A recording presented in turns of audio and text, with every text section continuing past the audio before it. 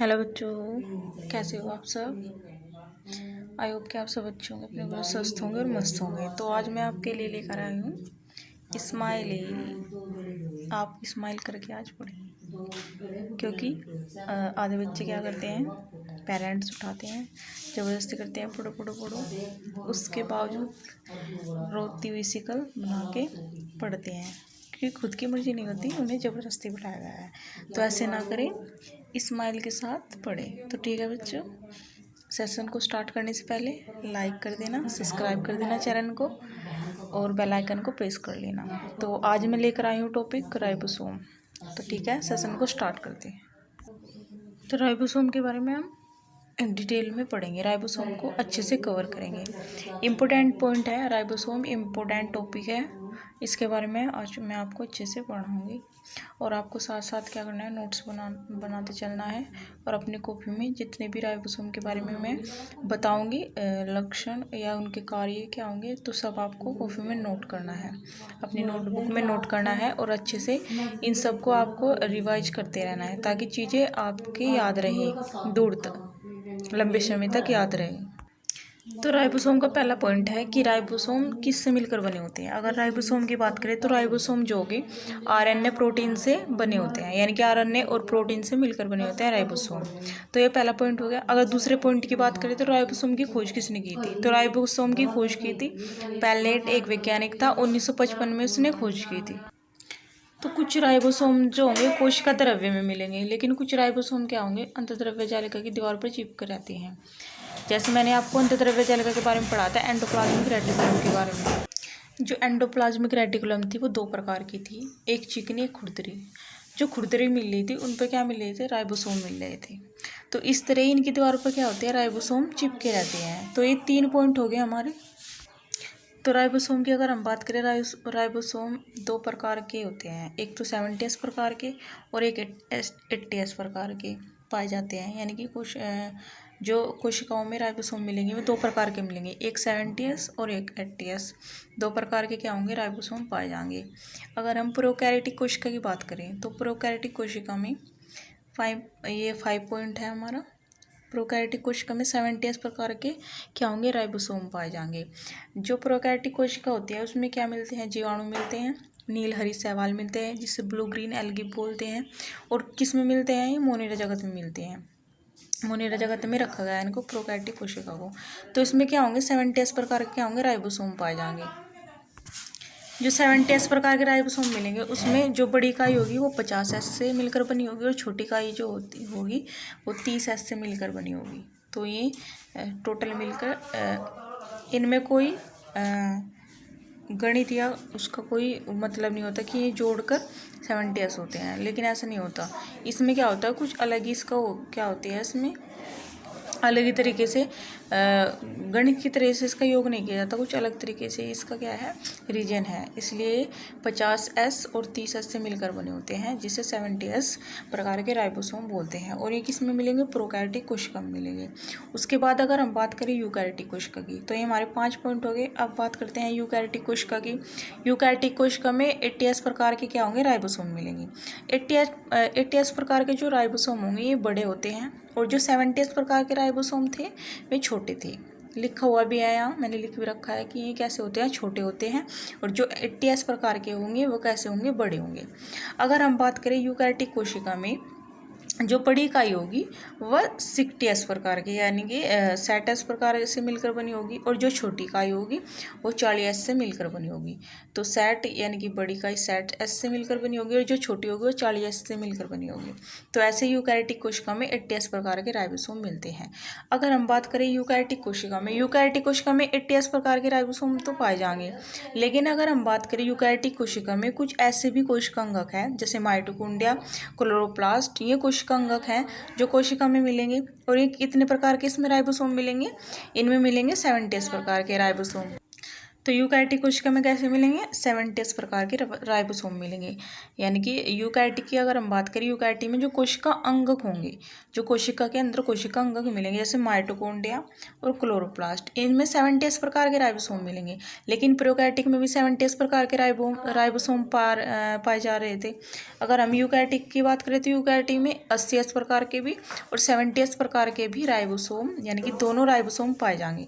अगर मान लो एक क्वेश्चन दिया हुआ है कि प्रोकैरियोटिक और यूकैरियोटिक कोशिका है, मान लो कि यूकैरियोटिक कोशिका में कितने प्रकार के राइबोसोम पाए जाते हैं। अगर ऑप्शन दिया कि यूकैरियोटिक में 70 प्रकार के, फर्स्ट ऑप्शन। दूसरा ऑप्शन है कि यूकैरियोटिक में 70 और 80 दोनों प्रकार के राइबोसोम, और थर्ड ऑप्शन है कि यूकैरियोटिक में 80 प्रकार के राइबोसोम, और जो फोर्थ है उसमें दे रखा है कि इनमें से कोई नहीं। तो ऐसे ऑप्शन अगर हम दिए हुए हैं तो हम कौन सा उसमें से टिक लगाएंगे? तो जो सा उसमें से बेटर ऑप्शन होगा, जो सही ऑप्शन होगा, वो कौन सा होगा? 70 और 80 इस प्रकार दोनों प्रकार के क्या होंगे? राइबोसोम मिलेंगे। तो इस तरीके से हम कह सकते हैं कि यूकैरियोटिक कोशिका में, क्योंकि कोशिका अंग जो होंगे उसमें माइटोकॉन्ड्रिया और क्लोरोप्लास्ट में 70 प्रकार के राइबोसोम पाए जाएंगे। तो अब हम बात करते हैं कि जो कोशिका द्रव्य में जो आरएनए मिलेगा उसमें क्या होंगे? आरएनए पर बहुत सारे क्या होंगे? राइबोसोम पाए जाएंगे। यानी कि बहुत सारे राइबोसोम क्या करते हैं?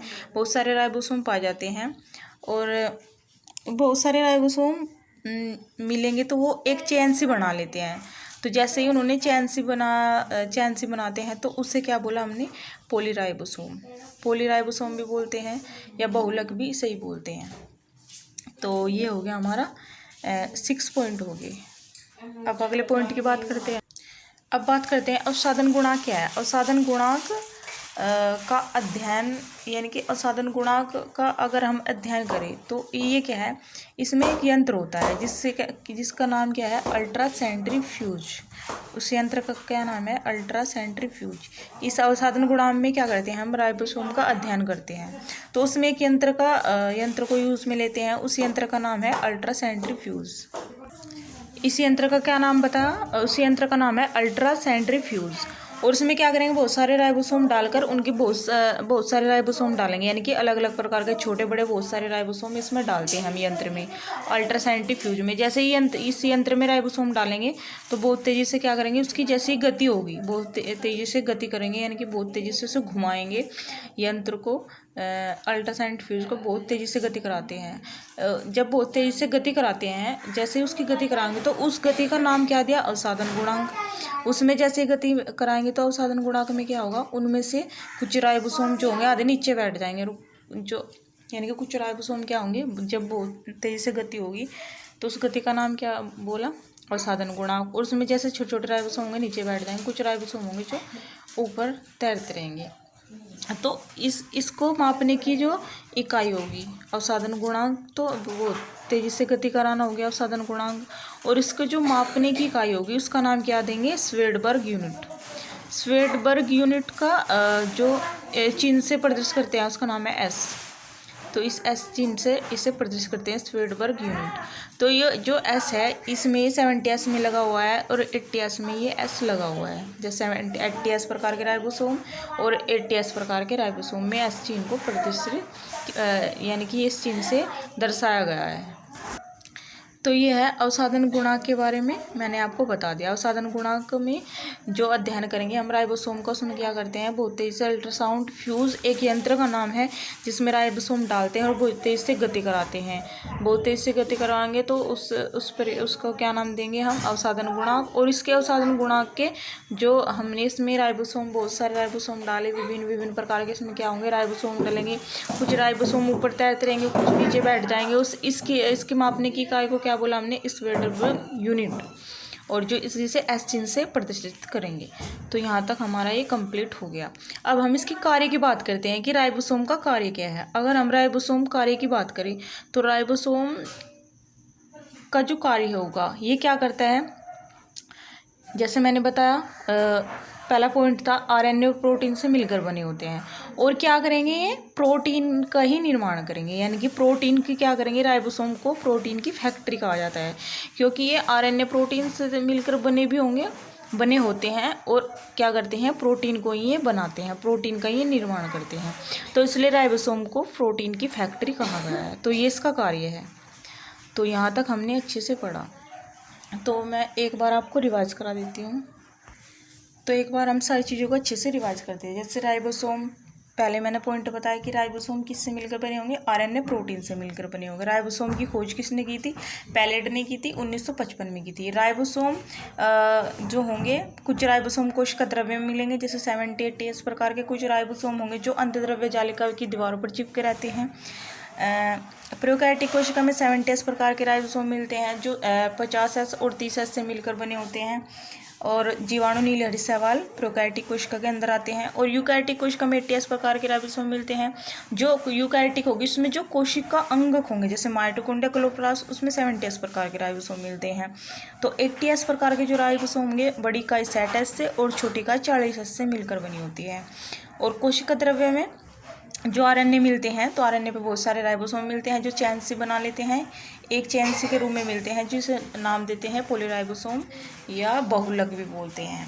तो उसके बाद मैंने बताया अवसादन गुणांक। अवसादन गुणांक में एक यंत्र का यूज़ करते हैं, अल्ट्रासाउंड फ्यूज एक यंत्र होता है जिसमें राइबोसोम को डालकर बहुत तेजी से गति कराते हैं। जैसे गति कराते हैं बहुत तेजी से, कुछ राइबोसोम नीचे बैठ जाते हैं, कुछ राइबोसोम क्या होते हैं उसमें ऊपर ही रहते हैं। तो इस मापने के यंत्र को, जो राइबोसोम की गति का नाम तो देंगे अवसादन गुणांक, और जो इस गति को नापेंगे उसका नाम क्या करेंगे, उसको मापने की जो इकाई होगी उसे क्या दिया, श्वेडबर्ग यूनिट कहा। उसे एस चिन्ह से क्या करेंगे, प्रदर्शित करेंगे। तो राइबोसोम का कार्य क्या है, उसके बाद मैंने बात की कि राइबोसोम का कार्य क्या होगा। राइबोसोम का जो कार्य होता है वो क्या करता है, राइबोसोम प्रोटीन को बनाने का काम करता है। इसलिए राइबोसोम प्रोटीन की फैक्ट्री, हम कह सकते हैं कि राइबोसोम क्या है, एक प्रोटीन की फैक्ट्री है। तो ये हमारा राइबोसोम यहाँ पर कंप्लीट हो गया। आई होप कि बच्चों आपको मेरा लेक्चर अच्छा लगा होगा। तो लाइक करना, शेयर करना, अपने दोस्तों में सब्सक्राइब करना। तो ठीक है बच्चों, आज का सेशन मैं यहीं पर एंड करती हूँ। अगले लेक्चर मिलेंगे अगले टॉपिक के साथ, तब तक के लिए आप सभी को धन्यवाद।